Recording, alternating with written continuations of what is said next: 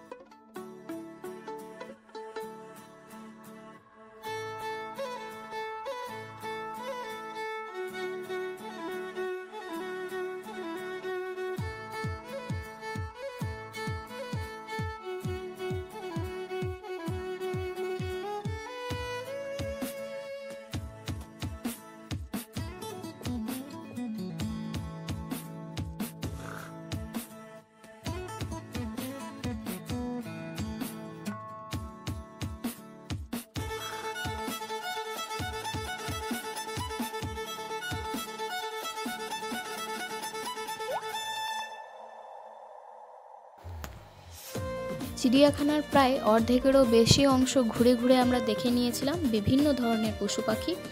তারপর দেখি এই চিড়িয়াখানার মধ্যেই রয়েছে একটা মিউজিয়াম, যেখানে আমরা প্রবেশ করেছিলাম। তবে মিউজিয়ামের ভেতরে কোনো রকম ছবি তোলা বা ভিডিও করা একদমই নিষেধ ছিল। এখানে বিভিন্ন ধরনের বিলুপ্তপ্রায় এবং রেয়ার পশু পাখি, মাছ, সাপ, অর্থাৎ বিভিন্ন ধরনের প্রাণীর মূর্তি বা অবয়ব বানানো ছিল। তারপর মিউজিয়াম থেকে বেরিয়েই আমরা চিড়িয়াখানার বাকি অংশটুকুও ঘুরে দেখে নিই।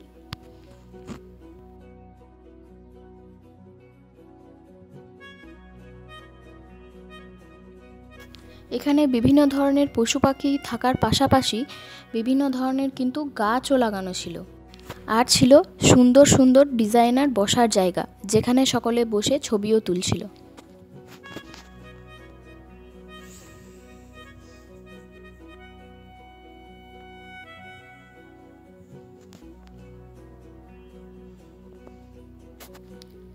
এই চিড়িয়াখানাটি ছিল আয়তনে অনেকটাই বড়, সম্পূর্ণ চিড়িয়াখানাটি ঘুরে দেখতে দেখতে আমাদের প্রায় বিকাল থেকে সন্ধে হয়ে এসেছিল।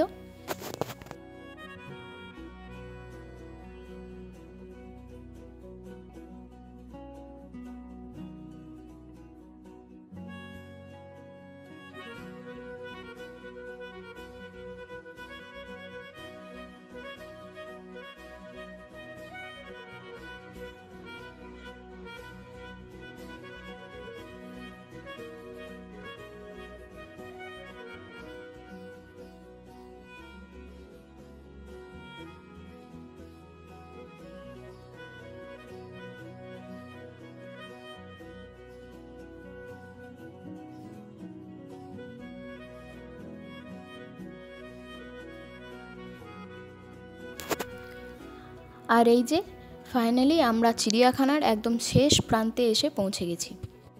Really it was a magical experience. Next part is coming soon. Thanks for watching. Please subscribe my channel.